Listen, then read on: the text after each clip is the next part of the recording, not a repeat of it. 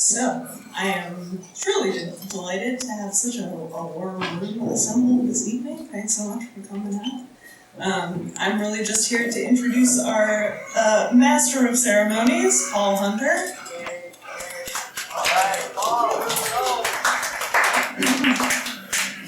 A brief introduction before we begin. Paul Hunter has been a featured poet on the NewsHour and has a prose book on small-scale sustainable farming, One Seed to Another, from the Small Farmer's Journal. His first collection of farming poems, Breaking Ground, from the Silverfish Review Press, was reviewed in the New York Times and received a 2004 Washington State Book Award. His autobiography in prose poetry, Clownery, appeared in 2017, and two Western novels, Sit a Tall Horse and Mr. Brick and the Boys, were published in 2020 and 2022 from Davila Art and Books in Sisters, Oregon. So you're going to be doing all the heavy lifting here, Paul? Going to pass it off to you. We're so excited to see all these poets. Let's welcome Paul to the stage.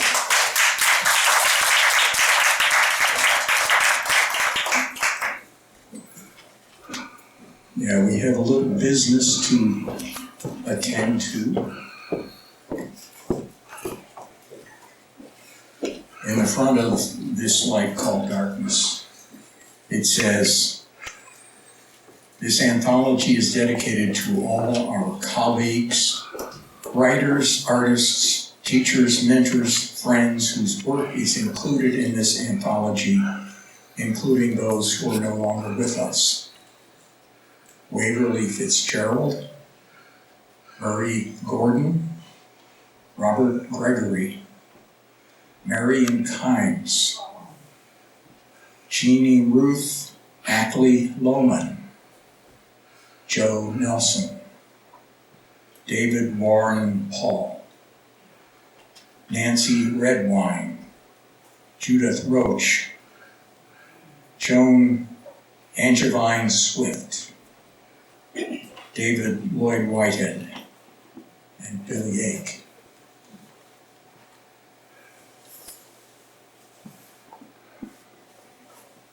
This is a second step in a process that all of us as writers, poets, dreamers, painters, whatever our art is, hope we get to.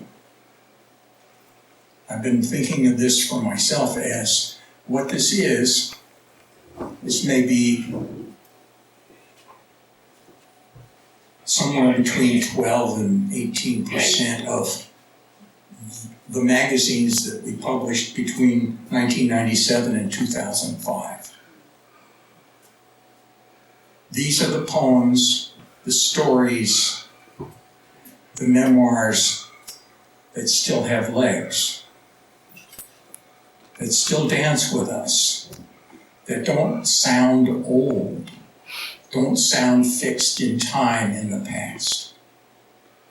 That's why we're here. And that's what we want for the best of ourselves, and that's what we want for each other. And that's what we want for even strangers who never met us. So I hope you open your mind as you kind of travel through this evening. Because I've been reading this book since we got I've been reading it and reading it and reading it. I've probably read it more than anybody but maybe Phoebe. But it reads well. It holds up. It's strong and alive. And when you can say that about a community, that it's, this is what washed ashore from the past, that we picked up, that we kept. We didn't put it back on the beach as we left. Okay. And now for the business. Our first reader this evening is Raúl Sánchez, work by Virgil Suarez and Victor Hernandez Cruz. Please welcome them. Give them a warm welcome. Thank you, Paul. Good to see everybody. Familiar faces, some other ones, new ones. Hi. Song for the Sugar Cane. Today at the Publix with my daughters, I spotted the stalks of sugar cane. There, under the box, Holland tomatoes, 98 cents a stalk. I grabbed 3 stalks, left and brought them home. My daughters, born in the US, unlike me, stand in the kitchen in awe as I take a serrated knife and peel away the hard green of the stalks where the fibrous white, pure slices. Here, I say, nothing is ever as sweet as this. We stand in the kitchen and chew on pieces of sugar cane. I tell them, this was my candy when I was a kid, growing up in Havana. This was the only constant sweetness in my childhood. This delicious stalk, you chew on a piece and remember how to love what you can't have all the time. Visual Suarez.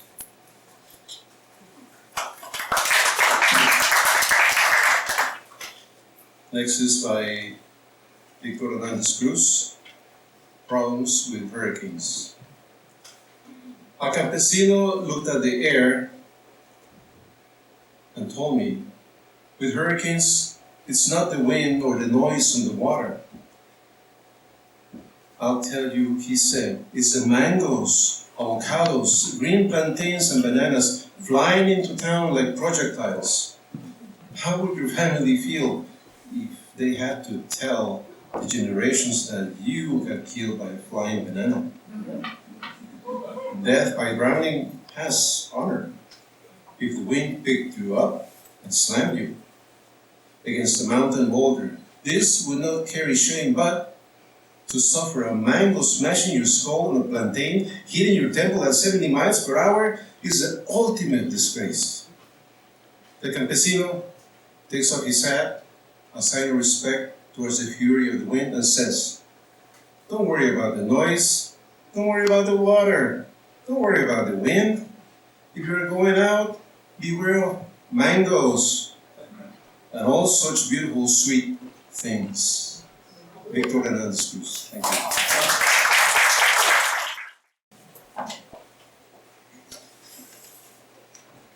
The next author in our program is Murray Gordon, who first saw the light of day in Scranton, Pennsylvania. And he was a regular at Red Sky readings. He was a regular in the writing community in Seattle. Let's say a little more about him. Anthracite coal, smoldering slag heaps. To Philly, he went to Philly, saw swastikas flying from row houses pre-Pearl Harbor. To Wright, right here, published in Poets West and others. And I'm going to read it since Murray is not with us anymore.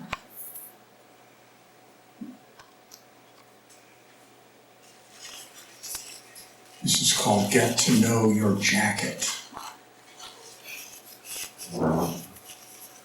Reach into the closet for your jacket and grasp the collar which was sewn on by Nan. She has a quota of 28 dozen per day. Thrust a hand into one sleeve and twist the other hand into the second one. They are set by Sideth and immediately afterwards top-stitched by Chong. Their machines are adjacent, but they are not allowed to speak to each other for 40 hours a week, 52 weeks a year. Smooth the jacket around your torso. Larita body seamed it for you. She's been doing that job for more than 15 years, breathing in lint all the time. That the left and right fronts of your jacket should match. Comdy personally took a marking pencil and marked your zipper at the neck, yoke, and waistband. Last year, she set 61,405 front zippers. The pocket welts were cut by Eulalia, who stands on her feet for 8 hours a day at the Reese machine. The pocket zippers were set by Honey, who is so good that you will never see a pucker at the corners because she must make repairs on her own time. When you put your keys, comb, and change into the pockets, you can do so with confidence. They won't fall through because JoJo is the pocket bagger. She is so fast that it isn't necessary for her to think anymore. William cut out the pattern, 360 ply. There is not a moment anymore when he does not hear the buzz of the cutting machines. Pauline supervised the sewing line. They gave her a raise, put her on salary, and now they don't have to pay her overtime when the plant works on Saturdays. George is the owner. He comes in late and leaves early, takes 2-hour lunches, and he does not know the names of any workers. Your jacket comes as an experienced traveler, ordered in Seattle from a catalog company in Maine. The fabric was shipped from a Massachusetts mill to the contractor here in Seattle, reshipped to a subcontractor in North Carolina, sewn there, then reshipped back to Seattle to be inspected, tagged, and bagged, reshipped to Maine, and then shipped to your home address in Seattle. When you wear the jacket, no one will be able to see any of this. What they will see on the left front is a small label with the name of a dead man woven on it.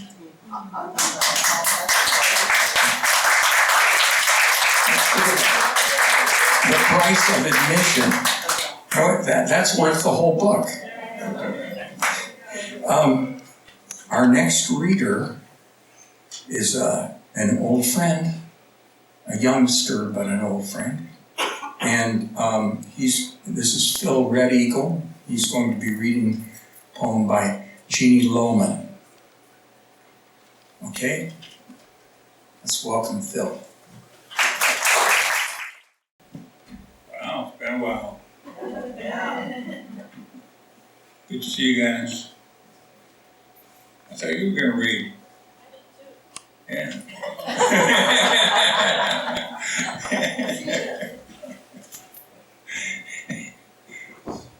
This is the original back of '98, and it's the first one published in Tacoma, South Sound edition. And I was going through it, and a number of the people are gone, and about 4 of them are in long care homes. Is that what they call them? Long care facilities. So, but this person, Jean Lohmann, has passed a few years ago. So I just wanted to get one in. I'll get her. Northwest Carver. The accident on the icy road cannot be undone. The staving blackbird will not give up your daughter. Careful with the sun he carries in his beak. He tells his plans to no one. Who can say where he goes with that incandescence, the light of your days? In the dark that is quiet around me, the fire makes shadows, fragrance curling off the cedar, dust and chips at my feet. There's a good conversation between the gouge and the adze mallet. From the block on my knees, the bird will not be hurried. In the sorrow of my hands, the details, wings, feathers, and eyes, the chewed feet, my work rough as cry from the raven, grief talking the limits of life and the memory how far love goes.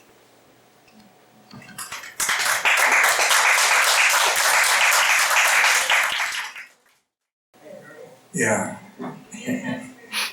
I looked at this without my glasses on, and I skipped over Kathleen Alcalá, who was reading work by David Lloyd Whitehead and Gail Tremblay. So please welcome Kathleen Alcalá.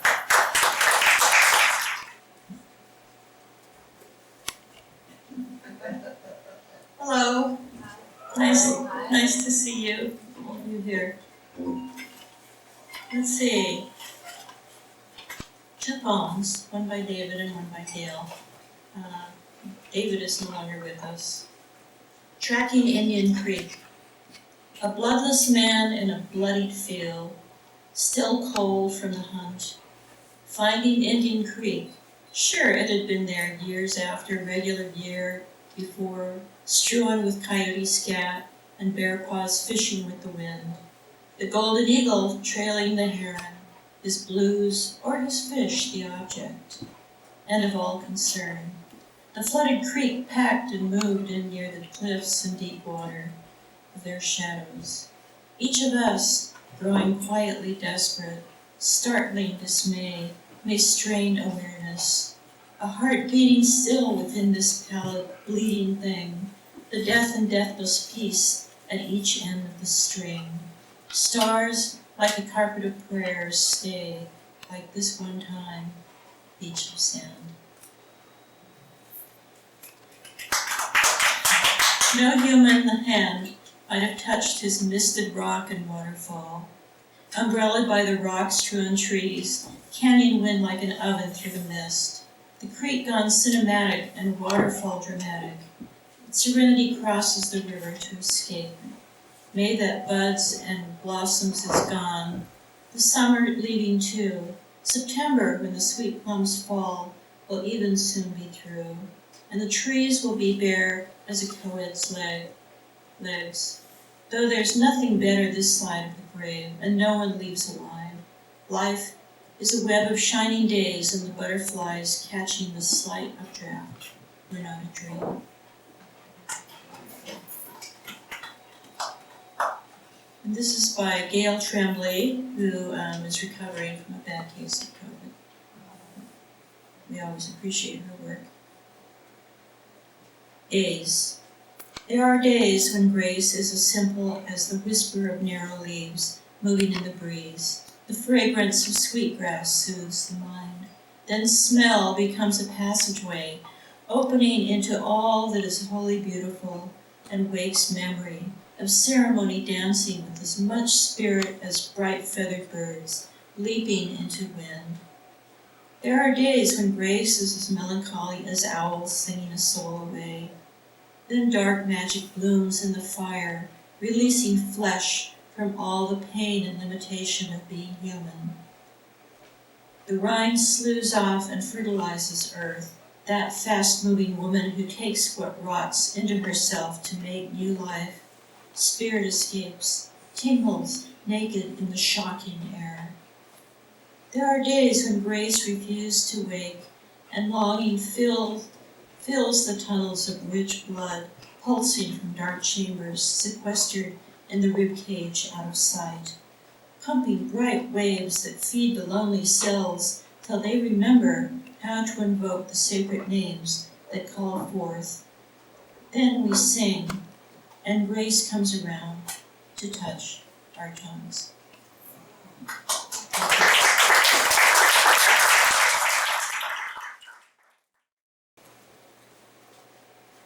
You know, it's an odd season. Here we are in almost May, and the odd season is that these make such lovely gifts. So I know that you have a list of people. I do. I've already bought 3 of them. I need to buy a couple more. And they make lovely gifts for people that you know who like to be stimulated. They do not sleepwalk through their lives. Who might enjoy the dance of this book. Our next reader has two reasons to be here. Carletta Carrington Wilson is a wonderful artist and moving soul in the library world, but she's also a critic, a philosopher, and she has a book back on the table that if you haven't seen it yet, you should. It's a lovely piece of work. Please welcome Carletta Carrington Wilson. So this is the issue that the work I'm going to read appeared in. I'm going to read two pieces. One is a prose piece, and the second is a poem, There of Air.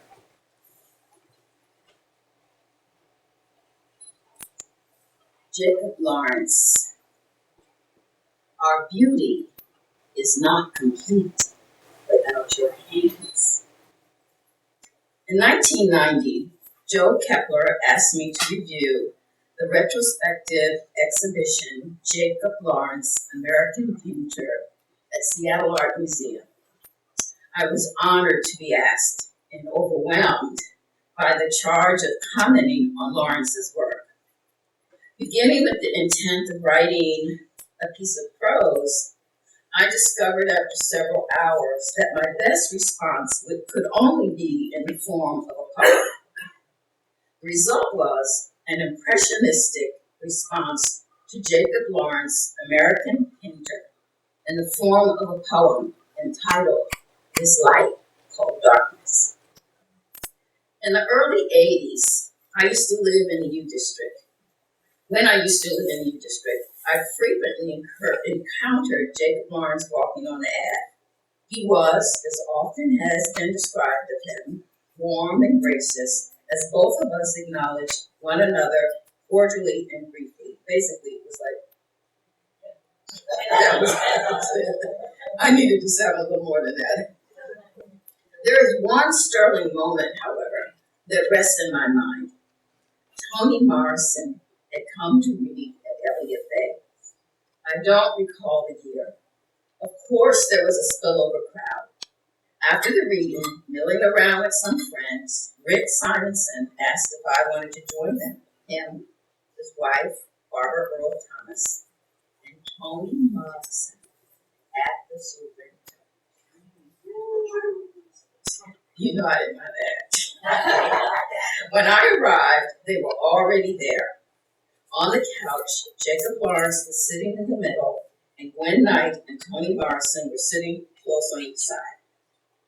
Their heads leaned in, reminiscent of those lovers on the couch in one of his paintings, taking pleasure in the glistening now that the moment of surprise had passed.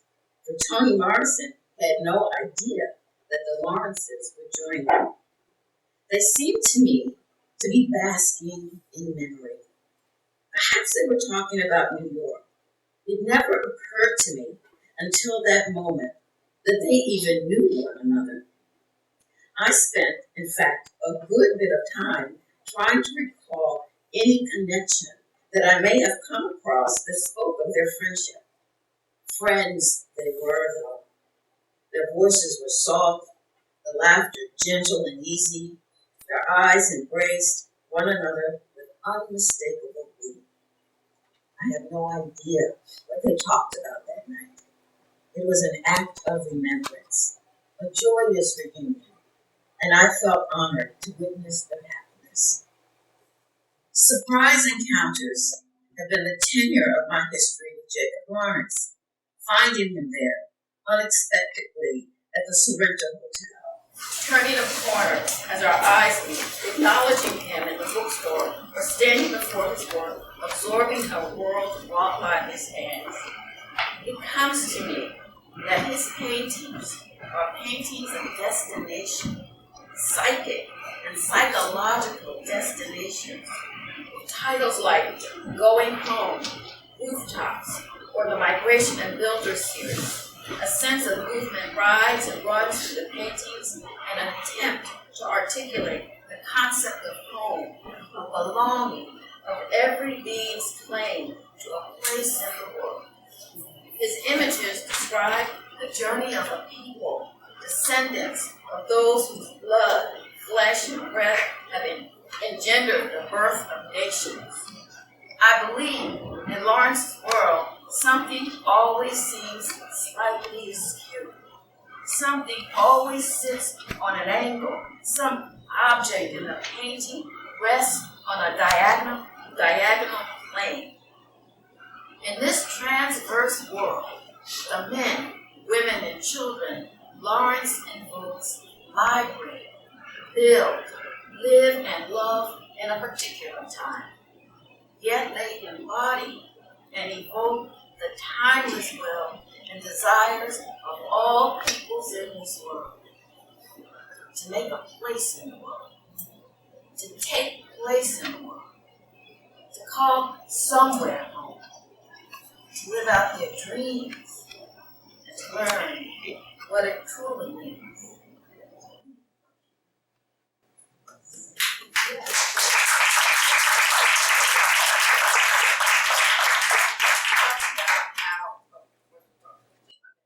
You talked about how you resonate. When I read this, I said, wow, this is like today. All these people always coming over the world, all these people into trying to find home. It's a whole good story.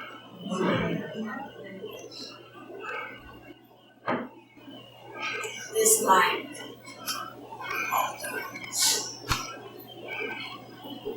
came to me. I remember it. Visions swarming in, traveling in torrid narrowness, turning thin, until translucent, breathtaking, spills, throng billowing, low steam, seams of light, roaring, geometric,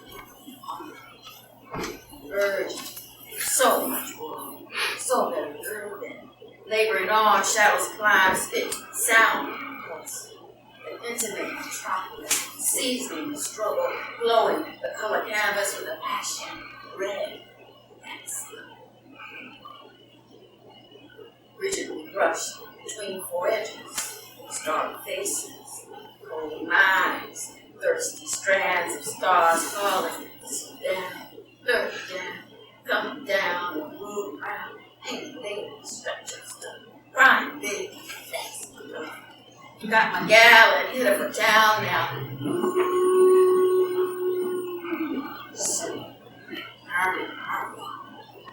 Turning.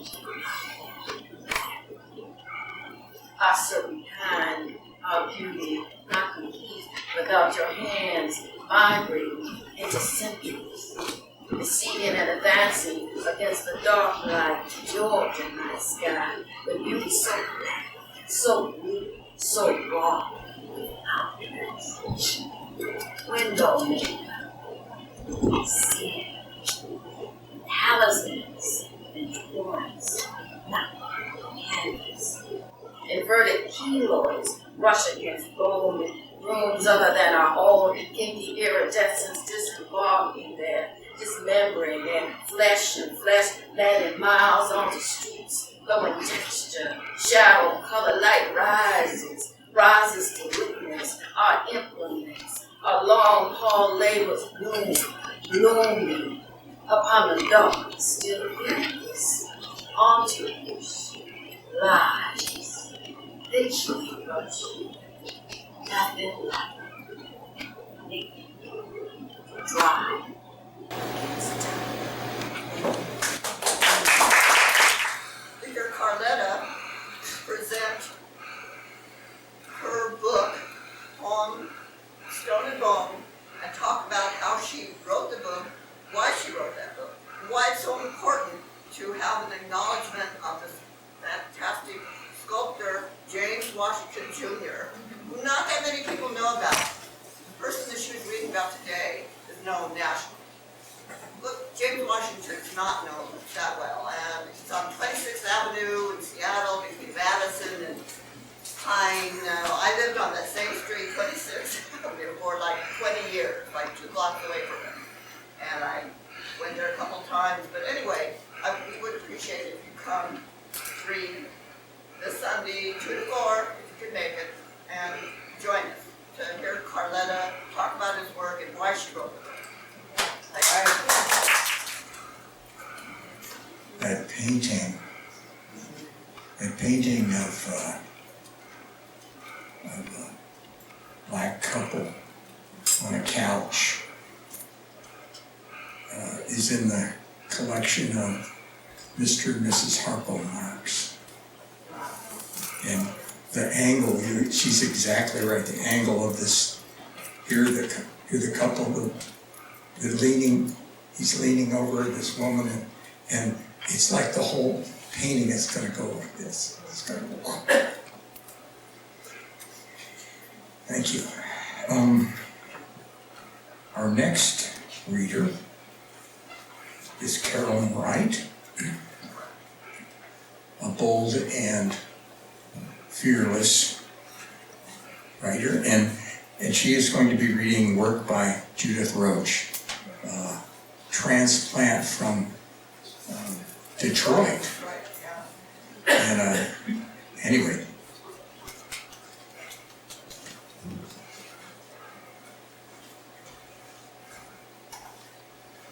Thank you so much, Paul. And I'm going to lower this because I am one of the vertically challenged among us. But I'm so pleased to see this many people out on a Monday night in Seattle with a little bit of sun out there in the sky. So I toast and welcome all of you. Turning my wine to water, which was a good thing to do. Okay, I'm going to read the poem by Judith. It's on page 133. It's called Marie Antoinette's Last Supper. It is a pantoum, and she has reversed the final line, because I think usually in a pantoum the first line is also the final line, but Judith has reversed that, and I think it has a greater impact. So she was enough of a master of her craft to know when to gently and with all veneration and all due respect break the rules, right? So it's called Marie Antoinette's Last Summer, a pantoum by Judith Roche, who was actually a really good friend of mine. I met her when I came to Seattle. Well, I'm from Seattle, so I think the first time I met her was when she was in charge of Bumbershoot, the poetry readings at Bumbershoot, way back in the 70s. So, and then of course I knew her later. Marie Antoinette's Last Supper. I wanted to give them cake for a treat. Now my jailers force it upon me. It sticks in my throat. Tomorrow they will cut off my head. Now my jailers force it upon me, making coarse jokes about foie gras. Tomorrow they will cut off my head. Once I played at being a simple goose girl, making coarse jokes about foie gras. They tell me how the masses didn't have bread. Once I played at being a simple goose girl. Tonight they pull my hair and force my mouth open. Now they tell me the masses didn't have bread, but no one told me when I was queen. They pull my hair and force my mouth open. I tried to make a simple beauty in the midst of opulence. No one told me when I was queen how the babies and grandmas became bone. My simple beauty in the midst of opulence did not include real hunger. It sticks in my throat how the babies and grandmas became bone. I wanted to give them cake for a treat. I did not know about real hunger. Thank you. And this is for Judith, who left us a couple of years ago. And I'm going to read one more poem. I asked Phoebe if I could, and it is by another dear friend, Joan Swift, whom I knew starting in the mid-'80s when I first was back in Seattle at one point, and I met her with Madeline DeFries, who has also departed. This is a poem by Joan called The Readings at Richard Hugo House, which of course is only a few blocks away. And it is a poem basically about Richard Hugo, whom of course left us. He left us in 1982. The Readings at the Richard Hugo House. Alone in shades of gray, a bottle of Jack Daniels on the bar for you, I listen through the Coke machine's loud hum for words. Everyone, or almost everyone, is in the auditorium but me, the room where writers read aloud what they have written. I lean to the loudspeaker's distant throat for syllables like salmon in your river sky whispering through the current, glints of voices no more discernible than fish scales seen through glacier water. They're reading in your memory. You'd think, because you asked me once to go fishing on Lake Kapowsin with you, I'd rise like the trout we never caught and pull the plug for the Coke machine out of the wall. A girl in a red plaid skirt does that. The lake was still at dawn, you said, and there'd be mist. It was April in the house of the poet reading now. I didn't go. Like that, the chance passes like a meteor through space. Now you're too big to catch in anyone's net. Out there on some migration all of us will make, trailing the weeds of every lake you cast a fly in. The universe taking its time so we don't forget. Thank you.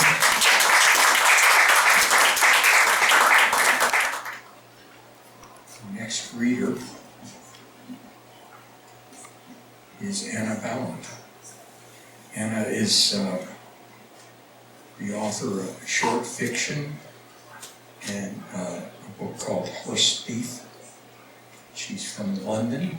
She was born in London, I believe, and is a Seattle-based poet, writer, editor, cultural activist of Eastern European descent. Her editorial work for Raven Chronicles includes Take a Stand, Art Against Hate, and Words from the Cafe, an anthology of writing by people in recovery that she has a workshop that teaches, right? Please welcome Anna Bálint. The poem I'm going to read is from a special edition of Raven Chronicles. What was it called, Phoebe? This Neutral Air. Yes, and this was a collection of poetry, prose, no fiction, written in response to the 9/11 event in 2001, which was to change the landscape of the world. And I wrote this poem in the immediate aftermath of that event, when already this foreshadowing of what was going to take place in Afghanistan was there, and within a month it had happened. The poem is called simply Terror. Outside, the plumes of smoke, the heat of the fireball have subsided. Now the air is ash. Now there is stillness. Never before have I known such quiet. Never before have I lain so still.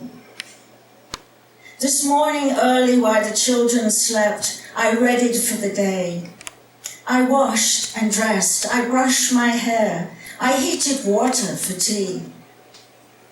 Later, I called the children awake, and the little one yawned, her pink mouth wide. Now my children's faces float inside my mind like dust in sunlight. Here, beneath the rubble, there is no sun, only dust. If there is a difference between death and awaiting rescue, I do not know it. I heard the plane, first the drone and then the roar of it. The rest a confusion, sudden heat and screams, a rush of fire, black smoke, fire and smoke rushing into my lungs as everything gave way. No floor, no walls, no doors, just falling, endlessly falling, everything red, the red of fire, the red of my own blood, my heart and lungs exploding, a terrible snapping and cracking of bones, my bones, and the bones of this building. And then the silence. There came a moment, lying here so still, when I imagined I heard a sound. I imagined I heard the voices of my rescuers. They came with shovels and bravery and picked through rubble. They shouted my name. Later, I imagined I heard my children crying their desolation. There was nothing of me left to answer them. I do not know whether this is the same day of the morning my children set out, the oldest holding tight the hand of the youngest, sunlight warm upon their faces as they turned to wave to me. I do not know whether this is that same day, or the night of that day, or another day or night entirely. I do not know.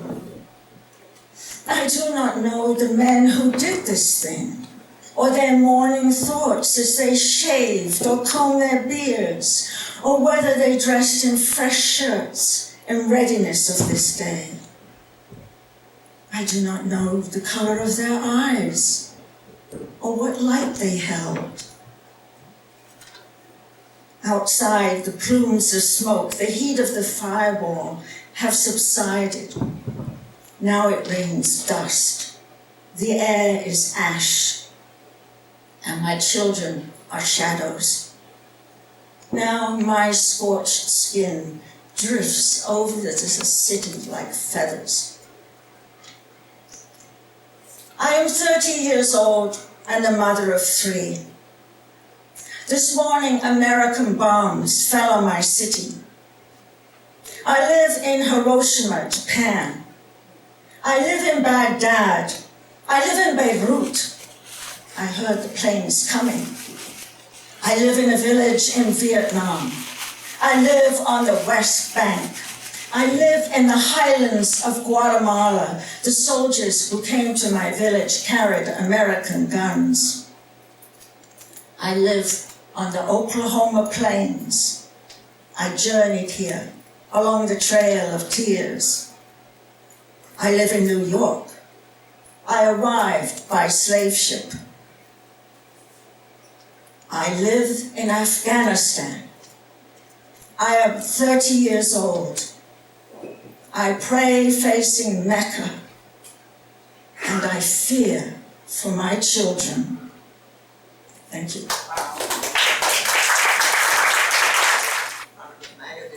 Into this neutral air from this great poem by W.H. Auden, September 1st, 1939.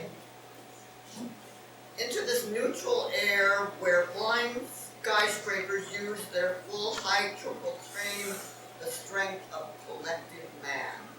Each language pours its vain competitive excuse, but who can live for long in an euphoric dream out of the mirror they stare, imperialism's face and the international wrong?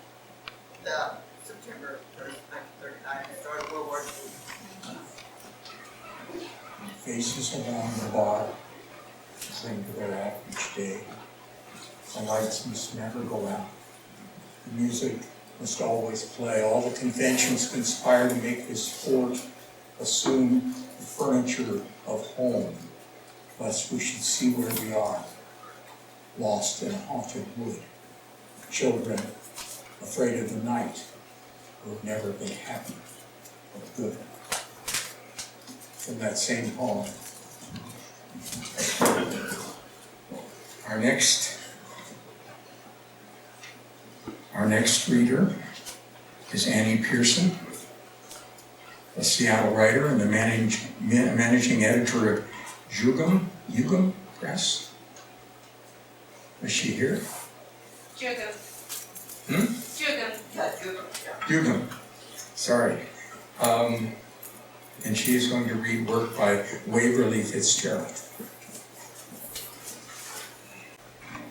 We need mics that identify how tall the reader is, which just automatically raise it over, right? Yes, I was in Waverly's first class when she came to Seattle, and I had to write Shaw today and say, what year was that? And she said, I don't know, 82, 83. And it was a historical fiction class. There was 35 people. It took me 25 years to finish the first historical novel after that because I had a job.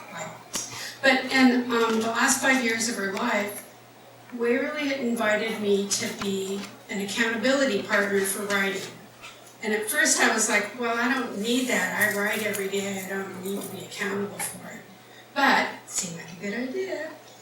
And so we met, we kind of migrated around 15th Avenue for 2 hours. We meet at 11, we'd write until 1 o'clock.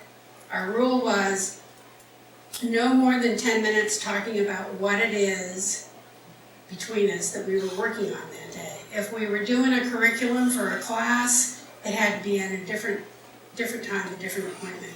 If we were going to review each other's work, again, another appointment. It was 2 hours just writing. So I got a lot done, but it took me a year to understand that after every session, when I'd say, well, I can keep going, she'd say, I can't. Because she would leave, and from 1:30 until probably 9:30 at night, she was teaching, she was meeting people over their manuscripts, she was preparing her curriculum for what she was going to teach next. And I think over 35 years, I'm going to guess she had 200 students a year, maybe more. And she needed that accountability because she would give her time away to every other writer if she didn't have somebody saying, okay, it's our 2 hours, what are we doing? So I just wanted to say that about her. I know some of you must have taken classes from her because it would be pretty hard to move through Seattle as a writer and not have been in one of your classes. The number of people she touched in terms of, because of the way she teaches writing, and revolutionized their life, changed their attitude, changed their orientation, is just still profoundly touching to me. The piece I'm going to read is about dancing, and if you know her, dancing was very dear to her soul. I did not dance tango with her. I danced at the Fabulous Rainbow or wherever the Blasters were playing. So I don't know this part of her life. I haven't even witnessed it. Learning tango, one learns a new vocabulary. A vocabulary that is foreign, but quickly becomes familiar. What was my first word in my new language? The cross. La cruzada. Walk me to the cross. a phrase which means nothing in English but becomes as commonplace as, how's it going, in tango. Walk your partner to the cross. That's what the teacher repeated over and over in the first tango class I attended. It was the seed point from which all the other moves blossomed, the sweeping curves of forward ochas, the lively romp of a molinetta. Turn. Walk me to the cross. It evokes images of Christ hanging crucified, waiting for death. In a sense, the woman waiting in the cross is tortured as well, waiting for her release, poised on one foot, the other tucked unnaturally behind her, like Christ's feet pinned together with a single nail. Walk me to the cross, and I will step on my right foot, then bring my left foot in front, crossing it, and shift my weight to my left foot, leaving the right one tucked behind. In this position, I am hung up, unable to move, unless my partner releases me, shifting his body to unlock the foot that is behind, and then encouraging me to take a step forward or to the side. Without this release, I will stumble and fall, as clumsy as if my shoelaces were tied together. The only easy way out of the cross is back, and sometimes I move too fast, take the backward step without being led. So eagerly do I anticipate my release from my foot bondage. But if this is not the direction my partner wishes to move, I fly away from him, and the beauty of the cross is lost. For the beauty of the cross is all in the yielding. It is the emblematic position of tango, combining all the longing, all the yearning the dance permits me, encourages me to express. Walk me to the cross. It's a subtle move, one probably not even noticed by an observer who has not learned tango. My partner, holding me in his arms, drifts slightly away from me. Wishing to stay connected with him, I elongate my backward steps, trying to keep in front of him. At the last moment, when we're about to lose each other, he turns back to me. A move so small that it might be a millimeter of difference, but it's enough. I swivel to match him, my one foot tucked behind the other, so that I'm fully in his arms again, and my body leans toward his. Once more, heart to heart. Walk me to the cross.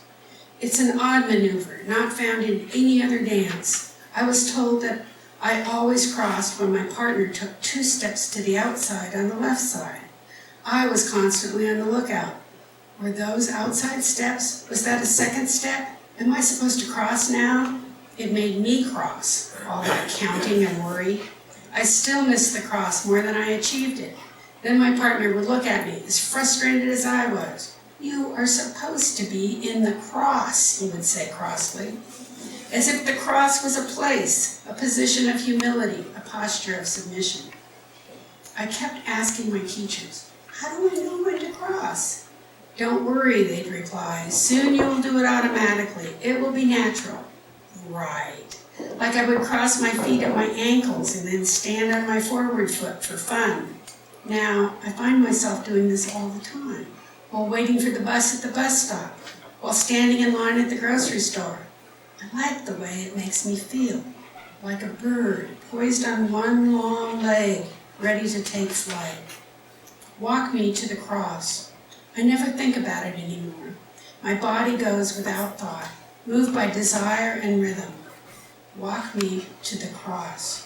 I go there willingly. Surrender is different from submission. Walk me to the cross.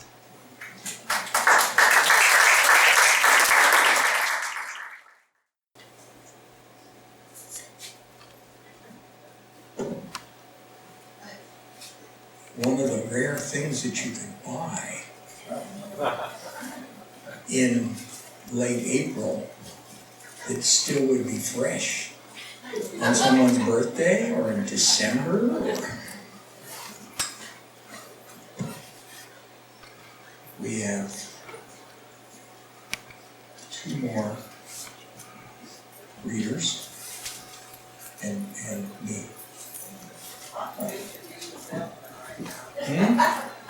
I could use a salesman? Oh well. Anyway, our next readers are Natalie, Pascale, Boisseau, and Martha McCoy Linehan. And they're going to be reading bilingual poems in English and French by Natalie and by Marion Kimes. So this should be fun. Please welcome them. Thank you. Good evening, everyone. Bonsoir.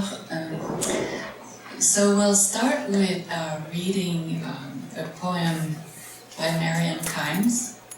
Could you say something about Marion? Yes, I would love to. Excellent.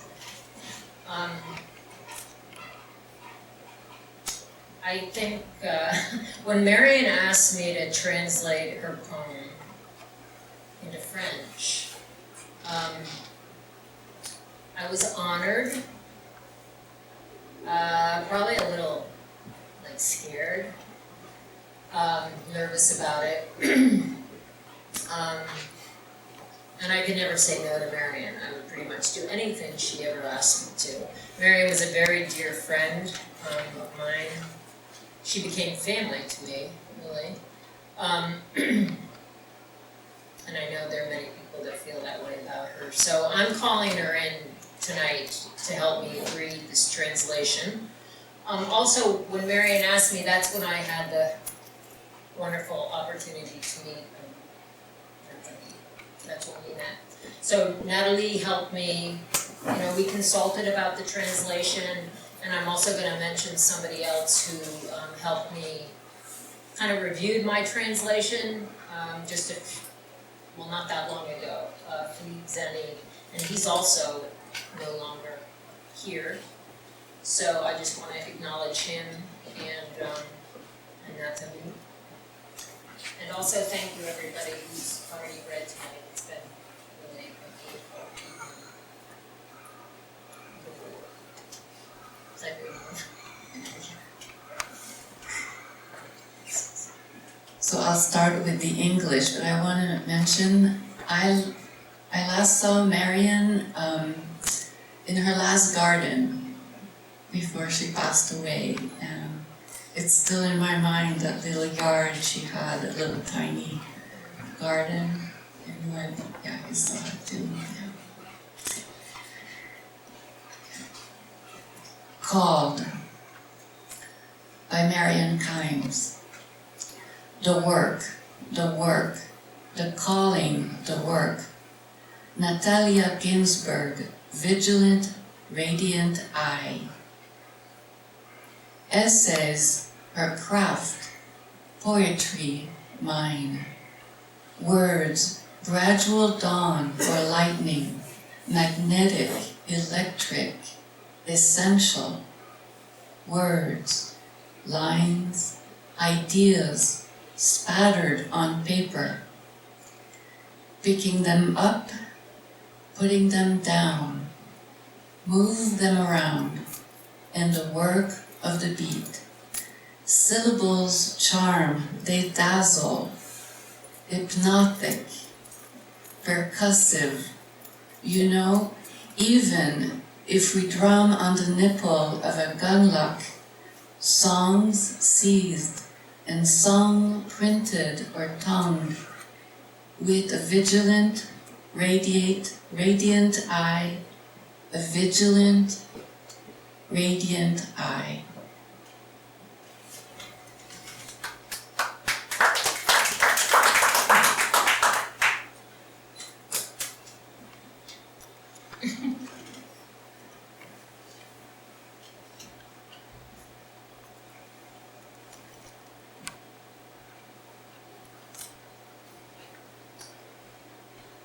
Interpellé. Le travail. L'appel, le travail. Natalia Ginsburg. Son œil vigilant, rayonnant, Son métier, les essais, la poésie mienne. Les paroles, une eau douce ou la foudre, magnétique, électrique, essentielle. Les paroles, les lignes, les idées, éclaboussées sur le papier, les ramasser, les reposer, les bouger. Et le travail du rythme.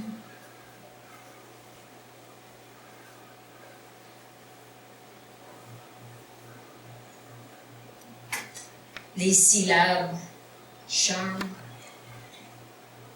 elles éblouissent. Hypnotiques, percutantes. Tu sais, même si on tambourine au téton du chien du fusil, des chants saisis et chantés, imprimés ou parlés, d'un œil vigilant, rayonnant, un œil vigilant, rayonnant.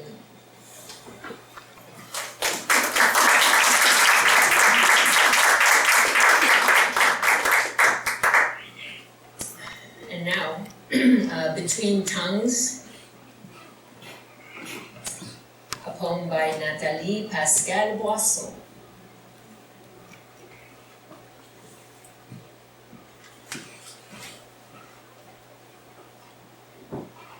A prayer to find the opening, the crack of the door, the perfect, auspicious interstice,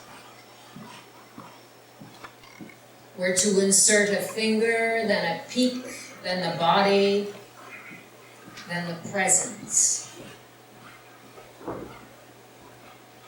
A prayer to see the thread pulling together pearls, garnets, rubies, amethysts, quartz of irregular shapes.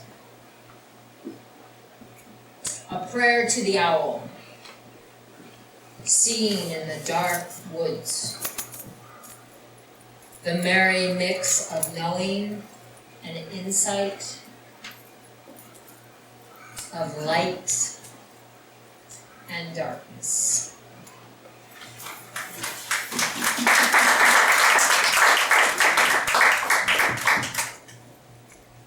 Thank you, Martha McAvoy Linehan. When Phoebe contacted me to finalize the anthology, I asked her, is it okay if I have a poet friend in Montreal just to read both English and French version? And she said, of course. And so I just want to mention that Raven went to Montreal and Bianca Cote looked over and found little things to fix. So I'm grateful for her and for Phoebe to be such a good publisher. Oops, that's the English.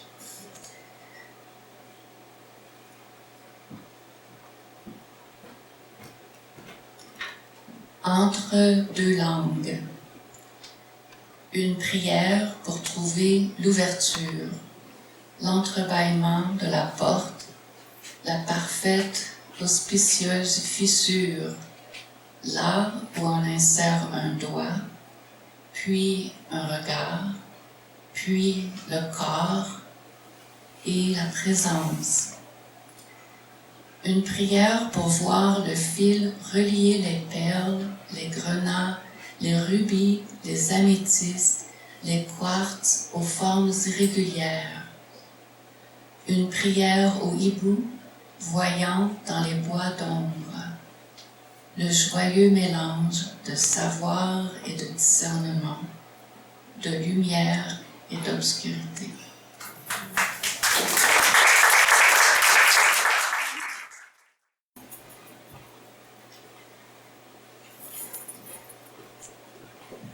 This is on page 140. If you had the book.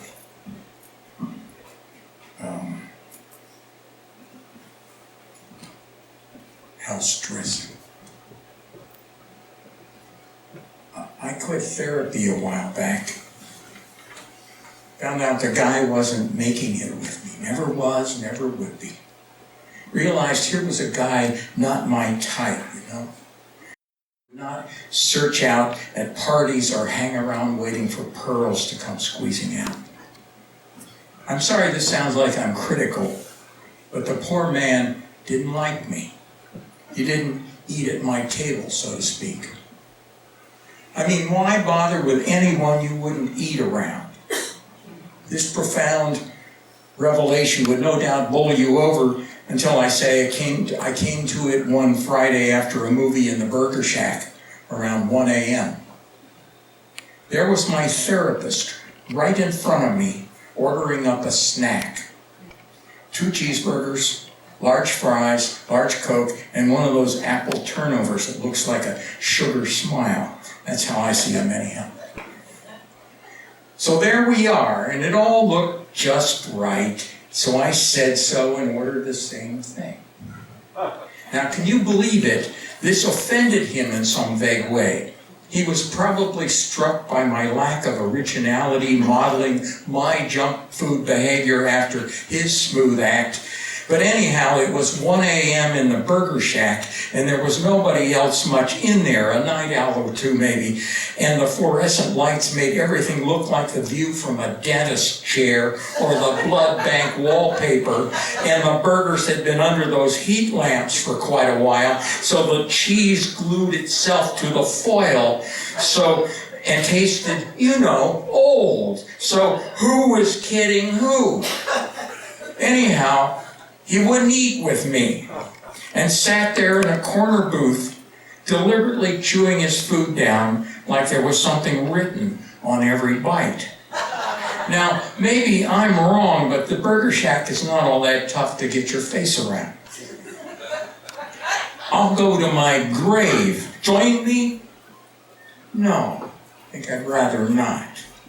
I'll go to my grave with that little mouth of his puckering like an asshole and his mohair sweater looking diseased in that bluish light. I mean, he was not my type. I mean, he knew all about me if he bothered to listen to what I coughed up week after week, 50-minute hours at $1 a minute. And me, like a garbage truck, backed up to this empty hole, straining my guts out. And now here it was. Economics. I caught him dining out for, say, $2.98, and he's got to act like he's got this big thing to study out, some deep human problem, some crap from the office that wouldn't keep, so he couldn't share a little companionship, man to man, burger to burger. And you know why? I think because he sold his by the minute, nodding his heavy head, taking a little note once in a while in a manila file with a silver mechanical pencil. I mean, who the hell would ever use such an implement? Who ever jots anything they can't use a ballpoint or number 2 yellow pencil for? No, he'd rather not.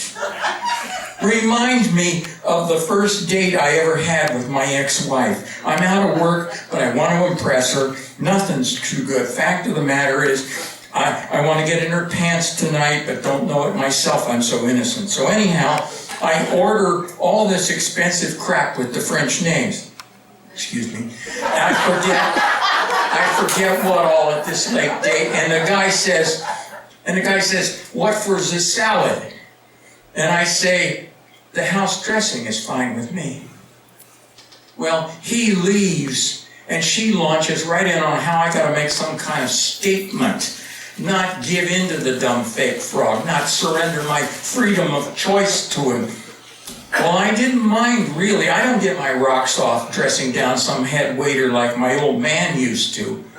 should have been in the restaurant business and had a chain so he'd have the excuse to go around raising a stink night after night, sending back the fillet or poached trout quivering in its wine sauce where his old man would have slid his dinner across the bar and said, "Put a head on it, will you?" I should have known she was not for me right then when the food came and she looked like my salad had leprosy. It was just fine. Like the Burger Shack there at 1 a.m. and thank God I wasn't married to him. I eat like it deserves to be eaten and how hungry I feel, which is to say some things you savor and some you wolf down. And I bet to this day in some nook in my stomach there must be a cheeseburger with the teeth marks still on it, parked in its own little pharaoh's tomb of a styrofoam box for all I care. I mean, forget it right there and then. Here's your divorce and a soda straw, but the ketchup's extra. Sure, a session or two till I knew enough to quit. Then another year till I figured out why and all, but I'm getting better about these things. Now when they come to me in the dark of night by some street lamp or even here, I'm more apt to go with them and not spend the 6 years patching it up dinner after dinner. I like to cook about half the time. Simple food for the likes of me and anyone nearby who could use a meal. I can't say as I enjoy recipes or much follow them. I just mess around without thinking it to pieces and taste a lot. And the things I like slowly change over time, like maybe a whale song. You take something out, you start putting something else in. Who knows? Goodbye, paprika. Hello, oregano. You follow me? And it all tastes fine. If you stir while you're talking over a low heat and not leave it sit around until 1 a.m. and get burnt black, believe me, it tastes fine.